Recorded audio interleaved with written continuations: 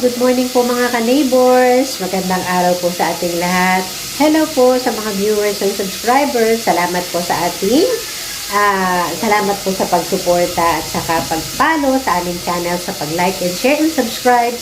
Thank you po. Yung notification bell, please turn on po lagi. Okay, sige po, for today, meron po tayong iluluto na parang special recipe dito sa amin sa bayan ng silang. Kaya po na special mention po yung silang kasi po yung iluluto natin is related doon sa lugar. Kasi ito po ang tinatawag na menudo. Kaya lang, menudong silang po ang tawag doon. Kung bakit, ipapakita natin po mamaya. Baga, aksidente lang po na nalaman namin sa sarili namin na may minudong silang pala. Kasi ang alam namin, kapag nagluto kami ng menudo, is just an ordinary menudo na nalalaman ng iba. Pero meron pala pong naiiba dun sa luto namin. Kaya huwag po kayong aalis, ipapakita namin mamaya. Okay, eto na po tayo sa ating mga ingredients para sa ating iluluto na menudo. Menudong silang po ang tawag dito. Kung bakit menudong silang, hindi po kami aware na meron palang menudong silang. Nagkataon lang na may pagkakataon na kami ay nakakapagluto ng ganitong menudo. Pagka mayroong mga okasyon doon sa mga relatives namin sa Carmona. Ngayon, unknowingly, kumbaga, hindi kami ganun ka-aware na iba pala yung lasa ng niluluto namin. Kaya nagkaroon ng tawag nila, minudong silang. Paano raw magluto ng minudong silang? Sabi namin, hindi namin alam. Hindi, yun yung niluluto nyo, yung dinadala nyo kapag pumupunta kayo rito. Yun yung minudong silang na sinasabi kasi iba daw yung lasa. Umpisa nun, na-aware kami, bakit? Ano ba yung naiiba sa menudo namin? So, ngayon, ipapakita po namin sa inyo kung ano yung ingredients na inilalagay namin. Para namang pareho, pero siguro kasi sa tipo ng pagluluto, kung paano siya niluluto, baka yun po yung naiiba. So, ipakilala ko po sa inyo or ipakita ko sa inyo yung mga bagay na kailangan natin para sa pagluluto ng menudo. And this time, 2 kilos po na pork yung ating lulutuin. At menudo cut na po siya. Ready na po siyang timplahan ng mga ingredients. So, eto na po yan. So, meron po tayong garlic. Ayan po. Garlic and onion. Celery. Tapos, meron tayong bell pepper. At ito ay kaunting pickles.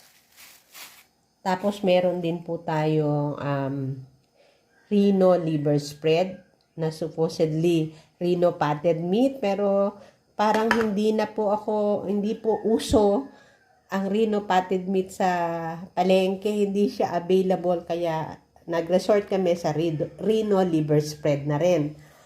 At ito po yung isa pa, atay po yan.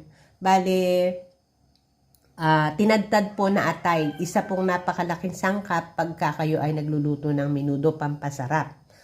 Tapos meron tayong tomato sauce, ketchup, cheese, at saka, syempre, importante yung soy sauce. And meron po tayong patatas. Siguro, nakikita nyo na yung pamilyar sa mga ingredients ng menudo. Siguro, meron kayong hinahanap na ibang ingredients na wala dito. So, yun daw po ang secret noon, sabi ng husband ko, kasi siya yung nagluluto noon. Okay, sige po, proceed na po tayo sa pag-prepare ng ating mga iluluto. Kung paano yung umpisa, after ma-prepare yung mga sangkap na yan. So, ayan, si Master Chef po ang magpe-prepare noong pag-umpisa, magtitimpla. Ako taga-video and taga-panood lang kung paano yung gagawin niya. Ayan po ang darling husband ko.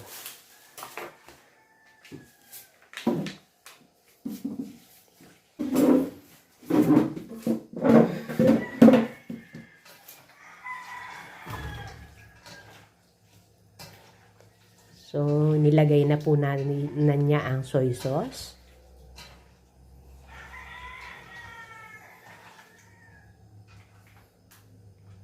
Sige, dito muna tayo sa mga ingredients na inilalagay. So, inilagay na rin po ang tomato sauce.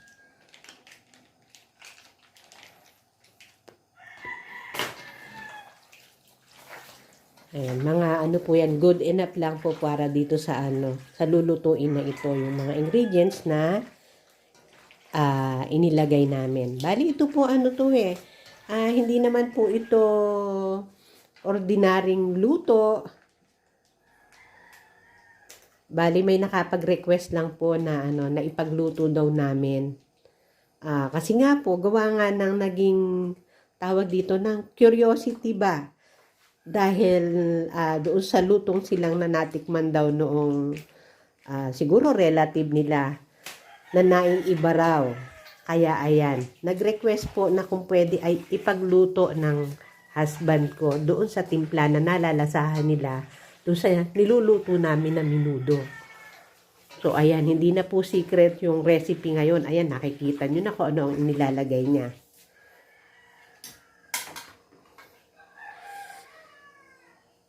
Okay. Nilagay na rin ang onion. At continuously po minamas siya para manuot yung mga lasa.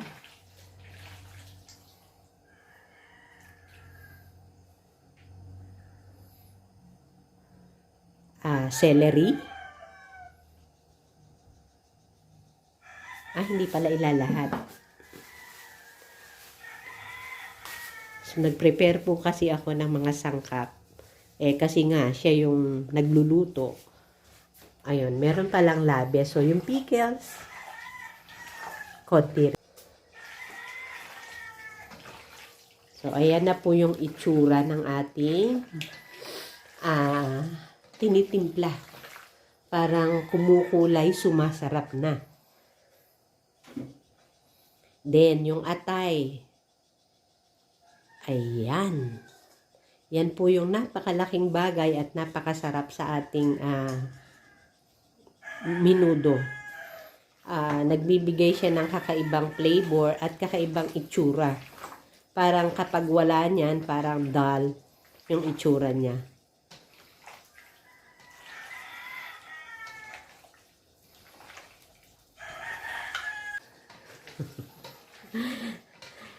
Okay. So, ayan.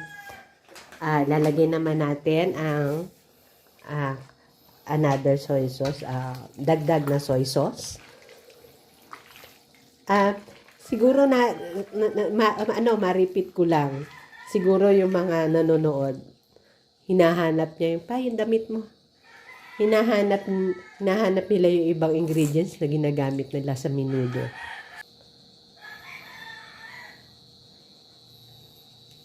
Okay, ground pepper naman po. Hindi ko alam kung ilang rounds. Pakibilang nyo na lang po. Ayun. So, continuous po siya sa pagmasa ng ating menudo. At siguro po, isang bagay na pwedeng naiiba sa iluluto namin is yung iluluto siya, hindi siya sa gasol, gamit ang gasol. Iluluto po siya gamit ang kahoy. Pagluluto po sa kahoy.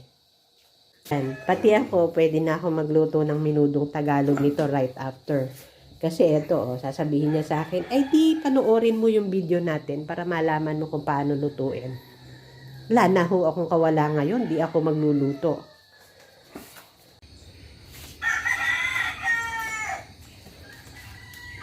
Okay, medyo may kadiliman lang po dito sa pwesto namin ng paglulutuan dahil ano pa lang ngayon, siguro mga 5:30 pa lang. Aga nga po kasi kaming gumising kasi nga ay magluluto kami nito ng minudong silang. Okay, ayan, naglagay na po ng mantika, ayan, sinunod na yung bawang.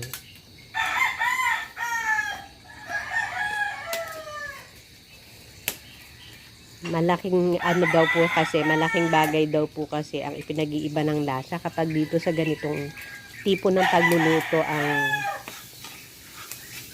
ayan, yung gamit po yung mga ganyan kahoy. Siguro kasi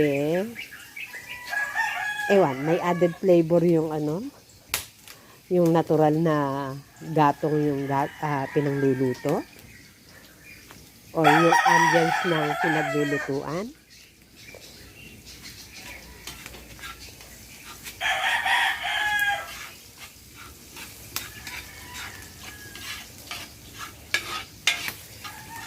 Ayan, mabango na po yung bawang. Lumalabas na yung aroma niya. Ayan, yung lutuan namin, parang ano po to, design to sa para sa ganitong luto. Yung pang ano siya talaga, pang, di ba pag nagluto kayo sa kahoy, umuuling. Ayan, at saka kapag ginamit nyo kasi siya sa, ayan, hinihulog na po natin yung ating pork na tinimplahan kanina. Na-marinate po siya ng konti kasi di ba pinakita ko sa inyo kanina. So na-marinate siya siguro for about 30 minutes.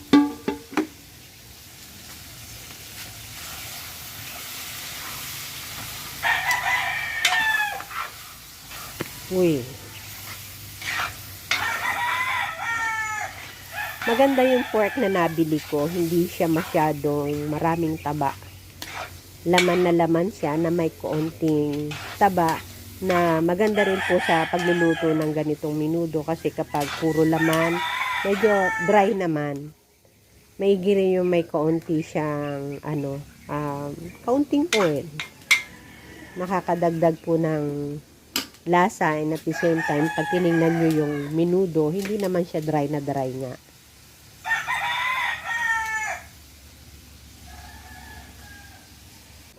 Ayan, tinakpan na po muna para ma-aid yung pagkaluto niya, yung paglambot. Kaya naman po yung master chef ko. Siya na bahala kung kailan niya titingnan, kailan niya hahaluin. Aha. Sige, next time, meron naman po kami ipapakitang ano sa inyo. Menudo recipe pa rin. Pero wala naman po siyang sangkap na tomato sauce at saka ketchup. Naku, siguro marami sa inyo nagtataka, ano namang klaseng menudo kaya iluluto ng mag-asawang ito? Ano po yun? Menudong Tagalog naman ang tawag sa kanya.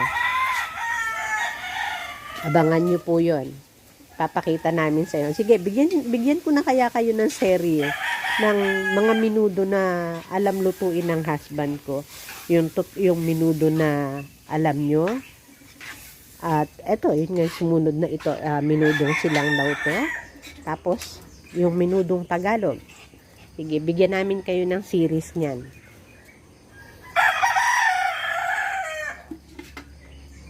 Hindi po kami, kumbaga, hindi sangkap ng aming pamimili ang pork. Nadalang po yan, halos once a month lang po kaming nagpo-pork. Pero para sa i-share naming video, sige. Yun na po yung pinaka-ano namin. Pinaka pork namin for the month.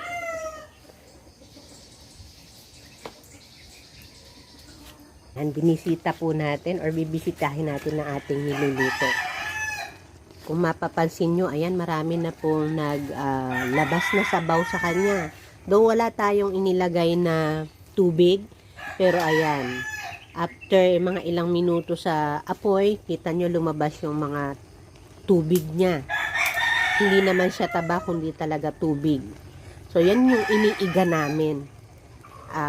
Isang sikreto ng pagluluto ng menudong silang. Tingnan nyo kung gaano karami. Hindi natin kasi sigurado kung yan ba ay natural sa baboy or bahagi yan ng marketing strategy, yung sinasaksakan ng tubig. Hindi natin alam. Pero kasi nga po, hindi sariling baboy yung ating binili, yung ating ginamit. So, ayan. Tutuyuin po muna natin yan bago tayo mag-proceed sa ating iba pang sangkap na ilalagay. Tikman mo to kung Ayan, kung mapansin niyo po rin yung apoy namin, hindi siya ganun kalakas. Unti-unti po yung pagluluto niya. Okay, eto na po ang ating menudo. Meron na po siyang bell pepper and patatas. At malapit na po siyang maluto. So, pakita ko rin sa inyo. Ayan, inabot na po kami ng araw. Sumisikat na po siya. Unlike kanina na napakadilim pa. Mga ilang minuto na lang to. tingnan mo yung patatas. Ayan, pag walang minuto, basta pag lumambot ang patatas, hahanguin na po namin ang menudong silang. Okay, tapos na po ang ating menudong silang. Luto na po siya. Kakahango pa lang po from the apoy. At atin nang itatransfer sa lagayan para maganda. Okay, time na po para sa paghahango ng ating niluto.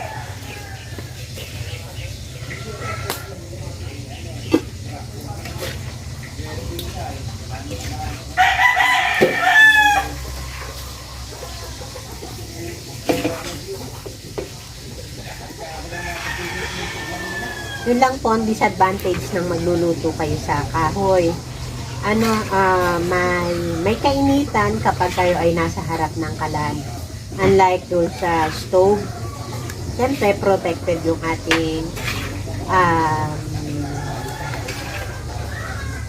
yung ating katawan from heat kasi ventilated naman. Dito, though ventilated nga kasi nasa open air naman, yung heat ng apoy yun po yung nagpapainit. Kaya mas karaniwan, minsan tinatakpan niya ng ganyan or hindi kayo kailangan magstay sa harap ng kalan ng matagal. Kasi talaga po siya ay mainit.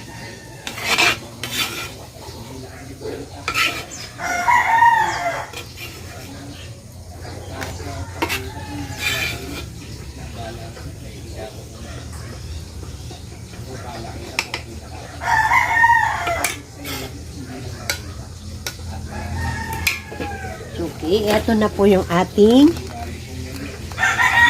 finished product.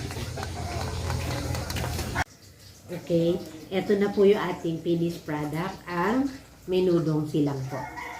Ayan, early morning luto ng ating recipe for today.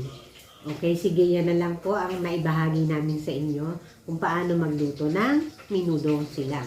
Okay, please don't forget to like and subscribe po dun sa ating mga subscriber ho. Salamat po sa inyong support. And please don't forget to like and subscribe. Yung notification bell, please hit na po para kayo ay laging notified sa mga bagong uploads namin. Sige po, bye-bye po sa inyong lahat. Good morning!